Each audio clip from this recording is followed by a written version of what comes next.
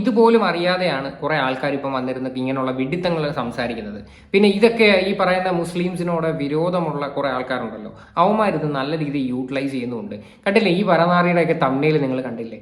ഇവനൊക്കെ ശരിക്കും പറഞ്ഞാൽ നമ്മൾ എന്താ ചെയ്യേണ്ടത്? നിങ്ങൾ തന്നെ ഒന്ന് ആലോചിച്ച് നോക്കുക. എന്തായാലും റഹീമിന്റെ മോചനത്തെ പറ്റിയിട്ട് ഉടനെ തന്നെ ആ ഒരു കാര്യങ്ങൾ തീരുമാനമാവുമെന്ന് തന്നെ പ്രതീക്ഷിക്കാം. കാര്യം നിങ്ങൾ തന്നെ മനസ്സിലാക്കണം, ഇത് ഏകദേശം ഒരു 4-5 മാസമായി. ഇതിന്റെ ഇടയിൽ കോടതി അവധി ഉണ്ടായിരുന്നു. ഇതിന്റെ ഇടയിൽ എത്ര അവധി വന്നിട്ടുണ്ടായിരുന്നു എന്നൊക്കെ നമുക്ക് അറിയാവുന്നതാണ്. അപ്പൊ അതിന്റെ എല്ലാ കാര്യങ്ങളും പല വാർത്തകളിലും നിങ്ങൾ എടുത്ത് നോക്കിക്കഴിഞ്ഞാൽ നിങ്ങൾക്ക് അത് കാണാൻ പറ്റും. ഇത് കോടതി പ്രൊസീജിയേഴ്സ് ആണ്. ഇതൊന്നും ഒരു കാരണവശാലും പൈസ അങ്ങോട്ട് അടക്കി അങ്ങനെ ഇറക്കിക്കൊണ്ട് അങ്ങനെയൊന്നും അല്ല. സൗദി അറേബ്യ പോലുള്ള ഒരു നാട്ടിൽ അതിൻ്റെതായിട്ടുള്ള താമസങ്ങൾ അവരുടേതായിട്ടുള്ള റൂൾസും കാര്യങ്ങളൊക്കെ ഉണ്ട്.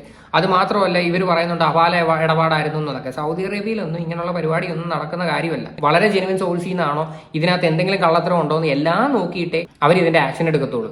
ചുമ്മാതെ വായി തോന്നുന്ന വന്നിരുന്ന് വിളിച്ചു പറയാതിരിക്കുക കഴിവതും. പ്രത്യേകിച്ച് ഈ പറയുന്ന മറ്റേ നാറിയുടെയൊക്കെ ചാനലിൽ ഇങ്ങനെയൊക്കെയുള്ള വീഡിയോകൾ കണ്ടു കഴിഞ്ഞാൽ നിങ്ങൾ കഴിവതും ഇഗ്നോർ ചെയ്യുക. ഇവരെ ഒന്നും ഒരു കാരണവശാലും എന്റർടൈൻ ചെയ്യേണ്ട ഒരു ആവശ്യമില്ല.